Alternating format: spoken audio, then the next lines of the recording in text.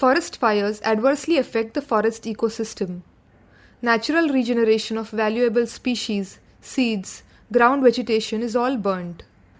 Dry logs, trees, woods are a repository of birds, reptiles, and other creatures and microorganisms. Fire incidents destroy them. Native species get disturbed by forest fire, and species foreign to the region advent. A fire protection scheme for the entire division, which is consistent with the instructions given in the working plan, should be prepared before the November month of each year. The fire protection scheme must incorporate all necessary details such as fire protection plan, necessary funds, fire maps, fire lines. Human causes of forest fire are misconception that the burning of grass will promote fresh grass growth, misconception that setting of ground fire will promote fresh flush of tendu leaves, setting of ground fire to clear leaf litter for mahua flower collection, often reckless behavior such as unattended bonfires and throwing of smoldering cigarette butt too causes fire. Fire also gets ignited due to dry bamboo friction in the forest. Fuel, heat and oxygen are three elements necessary for fire. Fire can be prevented or extinguished by removing any one of these three elements. Heat is a must for any fuel to ignite. Without heat, fire cannot begin. If heat is removed, which is often done with water, fire cannot continue. Without fuel, there is no fire. Also, in absence of oxygen, fire extinguishes. Dry grass, leaf litter, and wood provide for ready fuel in case of any accidental ignition. In case of a fire outbreak in young plantations, lots of resources would be burnt and all efforts would go waste. In this depot, the timber stacks are kept too close to the depot boundary where there is dry grass and bushes. In case of an outbreak of fire, all valuable timber is at risk. As a fire management practice, to stop the spread of fire lines must be cut. Fire lines are thus sufficiently broad cleared strips of land kept clean of all inflammable material so that fire cannot extend from one side to the other. Fire lines are of two kinds, external and internal. External fire lines are laid down along the external boundaries of the forests. External boundaries are divisional boundaries, range boundaries, and boundaries adjoining non-forest areas. These should be within the boundaries of the forest land. Internal fire lines are fire breaks running crisscross inside the forests. These may be along the section boundaries of plantations or inspection paths where one can easily reach with facility in case of an outbreak. The interior fire lines give access to control fire by counter-firing. All spots from where water can be procured in case of fire should be marked on the fire map. In hilly areas, fire lines are also drawn along the ridges so that fire from one side of the slope doesn't spread to the other side. Width of fire lines. Fire lines over the external boundaries of forests, 12 meters. Fire lines protecting naturally regenerated areas, 6 meters. Fire lines around and within plantation areas, 4 meters. For remaining coop boundaries, 3 meters. On both sides of roads, 12 meters. For timber, bamboo and firewood depot, 40 meters.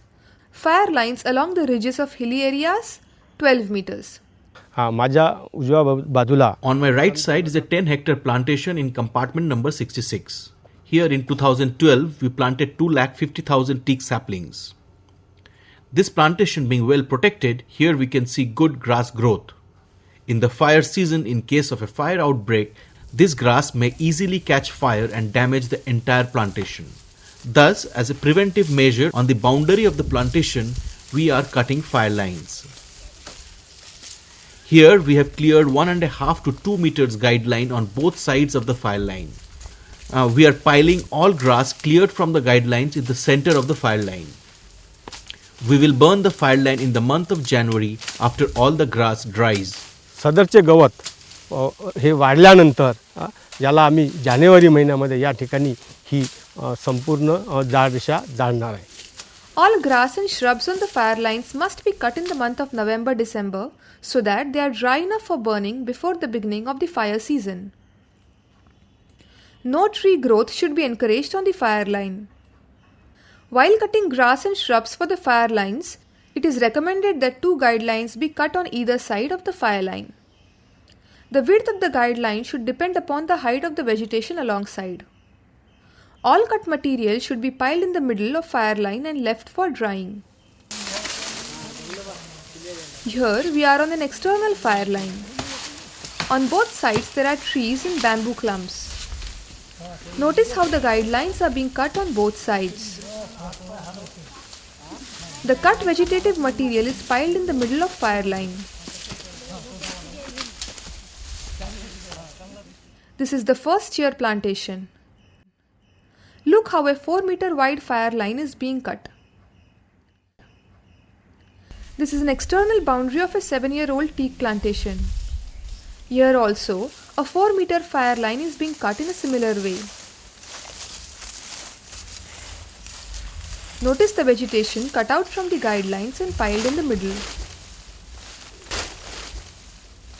This is an external fire line along the road. Here too, a 12-meter fire line is being cut to safeguard the forest.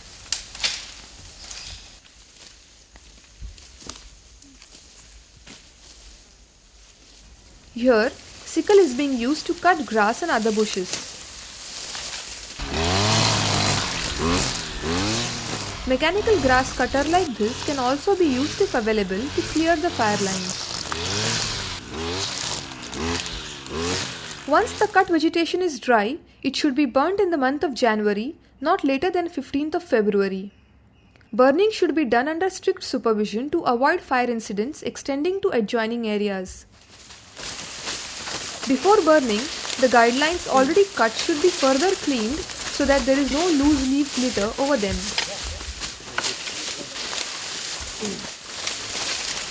Clearing of guidelines is important because if care not taken, fire can spread into the forest.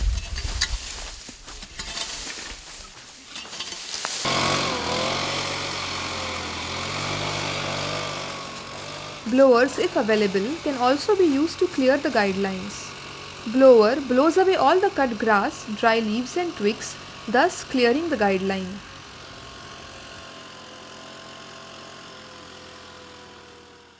Before burning, the fire line is further divided into sections by cutting guidelines across the fire line. This allows controlled burning of the fire line section by section. Only when the burning in one section is complete and there are no cinders left, the team should move on to another section. This provides much necessary control over the fire. Dry bamboo can be split to make torches, which can be used to light the fire line.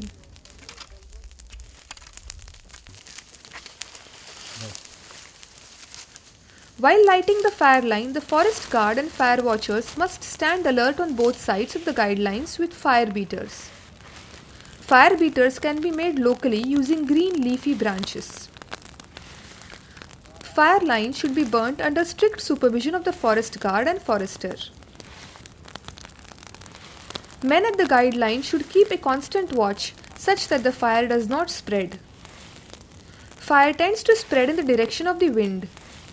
Fire watchers should remain alert to prevent the fire spreading out of the fire line. All woody material takes time to burn. They form burning cinders which remain ignited for long. All such burning twigs and woods must be collected at one place and burnt out completely. These, if not burnt out completely, may result in fire at later time when the forest guard and the fire watchers leave the site. इकडे बघून घ्या शेख साहेब पूर्ण तपासा आता कुठे विस्तो आहे का पुन्हा तपासा.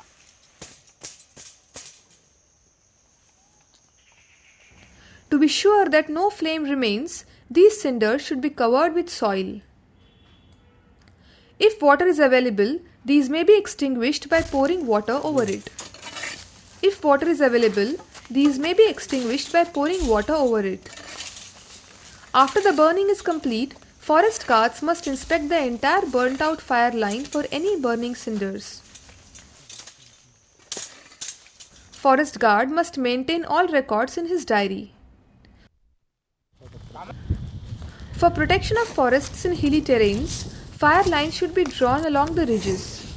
This ensures that fire from one side does not spread onto the other. This is a 12-meter wide fire line being burnt along the ridges.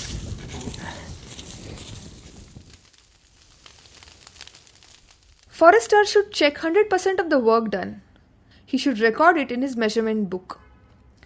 Range Forest Officer should also check 100% of the work done. Assistant Conservator of Forest should check 20% of the work done. Important: no fire line should be burnt after 15th of February. Dry leaves keep falling on the fire lines even after 15th February. For maintenance, the dry leaf litter should be cleared. For this, blowers are very useful.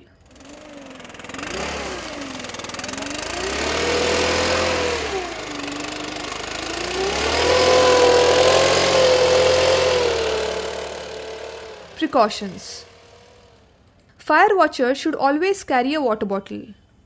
They should preferably wear cotton clothes as synthetic clothes easily catch fire. For protection of forests from fire, existing machans may be used to keep a watch on fire. Forest guards must regularly patrol the vulnerable areas. Proper machans should be made at suitable spots so that the watchers may command a good view of the forest they are watching. Water jets, if available, should be kept ready in case of any accidental fire outbreak while burning the fire lines.